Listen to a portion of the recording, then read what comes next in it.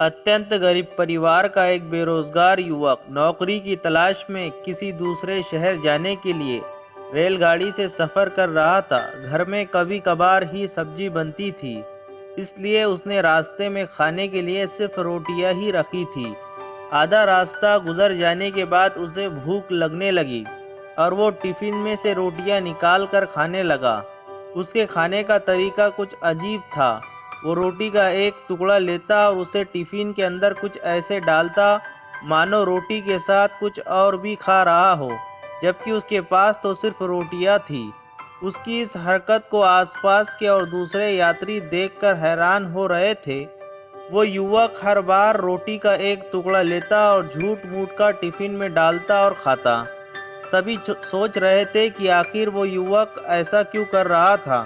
आखिरकार एक व्यक्ति से रहा नहीं गया और उसने उससे पूछ ही लिया कि भैया, तुम ऐसा क्यों कर रहे हो? तुम्हारे पास सब्जी तो है ही नहीं, फिर रोटी के टुकड़े को हर बार खाली टिफिन में डालकर ऐसे खा रहे हो मानो उसमें सब्जी हो।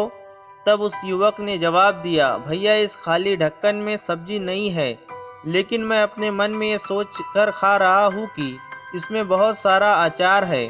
मैं अचार के साथ रोटी खा रहा हूँ। फिर व्यक्ति ने पूछा, खाली ढक्कन में अचार सोचकर सूखी रोटी को खा रहे हो, तो क्या तुम्हें अचार का स्वाद आ रहा है? तो उसने बोला, हाँ बिल्कुल आ रहा है। मैं रोटी के साथ अचार सोचकर खा रहा हूँ और मुझे बहुत अच्छा भी लग रहा है।